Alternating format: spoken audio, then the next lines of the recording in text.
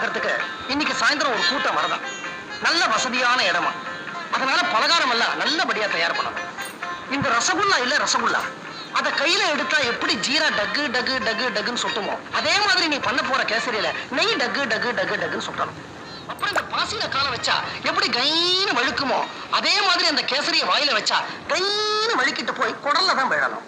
யார் குடல்ல? கண்ணம்மா, நான் என் பொண்டாட்டி கிட்ட பேசிக்கிட்டு இருக்கேன், நடுவுல நீ தலையிடாத. உங்க பொண்டாட்டி ஆகிறதுக்கு முன்னாடி இருந்தே நான் இந்த வீட்டுல வேலைக்கு சேர்ந்துட்டேன். உடம்பு பூரா சக்கர வியாதி, வச்சுக்கிட்டு இருக்கு. இந்த லட்சணத்துல கேசரியில ஐயாவுக்கு நெய் டக்கு டக்குன்னு சொட்டணும். கண்ணம்மா, நீ சும்மா இருக்க மாட்டே. கோதாவரி, வரவங்கள்ல 4 பேர் 4 விதமா இருப்பாங்க. ஆமாமா. சில பேருக்கு வெங்காய பஜ்ஜி பிடிக்கும், சில பேருக்கு கத்திரிக்காய் பஜ்ஜி பிடிக்கும், சில பேருக்கு வாழைக்காய் பஜ்ஜி பிடிக்கும், சில பேருக்கு உருளைக்கிழங்கு பஜ்ஜி பிடிக்கும். அதனால நீ 4 விதமான பஜ்ஜியும் போட்டோம். இந்த பலகாரம் எல்லாம் வர்றவங்களுக்காக செய்ய சொல்லல, நாக்க தொங்க போட்டுக்கிட்டு நீங்க திங்கிறதுக்காக செய்ய சொல்றீங்க. உடம்புல ஊசி எடுத்து குத்துனா காத்தா வெளியில போகும்.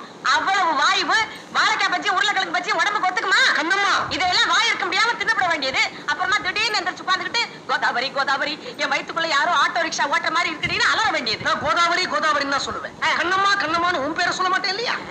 கோதாவரி கோதாவரி கோதாவரி, நீ காப்பிக்கு என்ன பண்ற? இந்த பீபரி கொட்டை இல்ல பீபரி கொட்டை, அதுல திக்கா டிகாஷன் எடுத்து நல்லா கொதிக்க வைக்கிறேன். அப்புறம் பால் அதுல கலந்துடக்கூடாது. அந்த டிகாஷன் பாத்திரத்தை அப்படியே மாட்டுக்காம்புக்கு அடியில பிடிச்சு அந்த மாட்டுக்காம்புல இருந்தே பால டிகாஷன்ல கலந்துட்டா நுரையோட திக்கா எவ்வளவு நல்லா இருக்கும் தெரியுமா? ஏன் பேசாம அந்த டிகாஷன்